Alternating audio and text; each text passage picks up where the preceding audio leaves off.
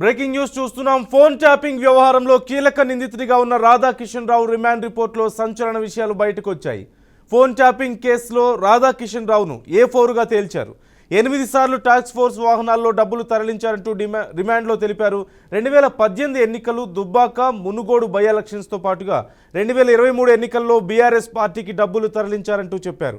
BRS party గెలుపు కోసం special police team కృషి చేసిందంటూ తెలిపారు.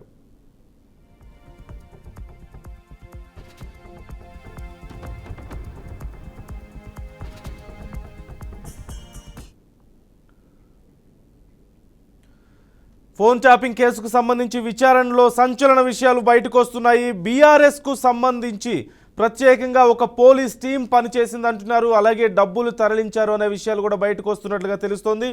పూర్తి సమాచారం మా ప్రతినిధి లిఖితాని అడిగి తెలుసుకుందాం.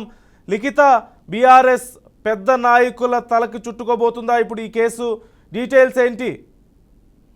ఖచ్చితంగా నందు, ఈ ఫోన్ ట్యాపింగ్ వ్యవహారంలో రాధాకృష్ణ రావు యొక్క రిమాండ్ రిపోర్ట్ లో సంచలన అంశాలను అయితే పేర్కొనడం జరిగింది. ఇప్పటికే ఈ ఫోన్ ట్యాపింగ్ వ్యవహారంలో A4 గా రాధాకృష్ణ కిషన్ అయితే ఈయన ఉండడం జరిగింది. 8 సార్లు ఫోన్ ట్యాపింగ్ వాహనాల్లో డబ్బులు ఏవైతే సరఫరా అయ్యాయో, దాదాపుగా లాస్ట్ ఎన్నికలు ఏవైతే ఉన్నాయో 2018 సమయంలో జరిగిన ఈ దుబ్బాక ఎన్నికలకు సంబంధించి కావచ్చు, అలాగే మునుగోడు బై ఎలక్షన్స్ కి సంబంధించి కావచ్చు, రీసెంట్ గా జరిగిన 23 ఎన్నికల్లో కూడా చాలా వరకు ఈ బీఆర్ఎస్ పార్టీకి సంబంధించిన డబ్బులను తరలించినట్లయితే తెలుస్తోంది. బీఆర్ఎస్ పార్టీలోని కొంతమందికి స్పెషల్ టీమ్ అనేది ఏర్పాటు చేయడం, అంతేకాకుండా వారి కులానికి సంబంధించిన మరికొంతమంది స్పెషల్ టీమ్ ని కూడా ఏర్పాటు చేసుకున్నట్లుగా తెలుస్తోంది. ఈ ఫోన్ ట్యాపింగ్ సిబ్బందిలో పలువురిని డబ్బు కోసం, ఈ డబ్బు సరఫరా చేసేందుకు కూడా మాజీ ఎస్ఓడీలను బెదిరించినట్లుగా కూడా కొన్ని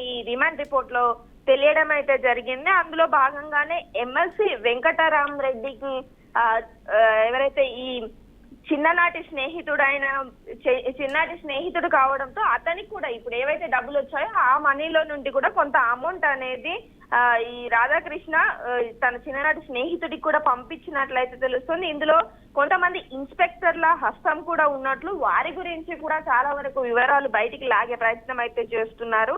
ఇప్పటి వరకు 8 సార్లు డబ్బులు సరఫరా చేసినట్లు, ప్రతిపక్షాల డబ్బులని కూడా వీరు పంచుకున్నట్లు కూడా చాలా వరకు వార్తలు అయితే వినిపిస్తున్నాయి. ఈ రిమాండ్ రిపోర్ట్ లో కూడా పొందుపరిచినట్లయితే తెలుస్తోంది.